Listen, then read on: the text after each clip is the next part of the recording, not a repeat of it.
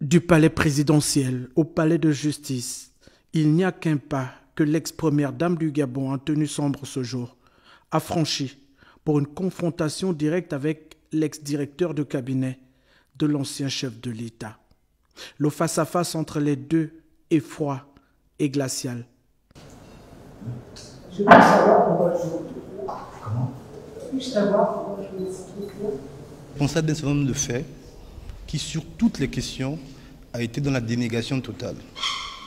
C'est-à-dire que, même à l'appui des preuves qui lui sont présentées, il y a le refus de dire la vérité, le refus de se conformer au jeu de la justice, pensant toujours qu'on est dans le même système où on peut, parce qu'on a été femme de chef d'État, dire ce qu'on veut sans qu'on ait une once de vérité. Nous avons aussi, et ça c'est saisissant, constaté qu'il y a quand même des malversations de plusieurs centaines de milliards, de milliards, juste pour le confort et la bonne vie d'une famille. Depuis son incarcération à la prison centrale de Libreville, Brice Lacruche Alionga a bien perdu de sa superbe.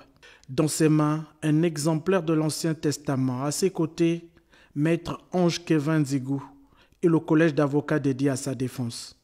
L'ex-directeur de cabinet qui purge une peine de prison ferme depuis 2021 est arrivé ici pour une confrontation directe avec l'ex-première dame du Gabon, épinglée par la justice gabonaise pour blanchiment de capitaux. Et c'est là où je parlais de l'essor vers la félicité. On peut aussi se féliciter finalement de ce que, aujourd'hui, vous avez une personne qui a des charges qui pèsent sur elle, qui ne pèsent plus sur rien. Donc, est-ce que le temps va réhabiliter notre client? Est-ce que qu'est-ce qui pourrait faire en sorte que justice lui soit rendue? Parce que 4 ans de perdu, c'est 4 ans de vie. Vous voyez l'état dans lequel il est, c'est 4 ans de destruction d'une vie. Donc, nous espérons et nous allons engager le plus tôt possible les procédures pour le réhabiliter simplement. Si les voies du Seigneur sont insondables aujourd'hui, ironie du sort, elles ont permis cette confrontation entre l'ex-première dame et l'ex-directeur de cabinet qu'elle a bien du mal à reconnaître, séance tenante.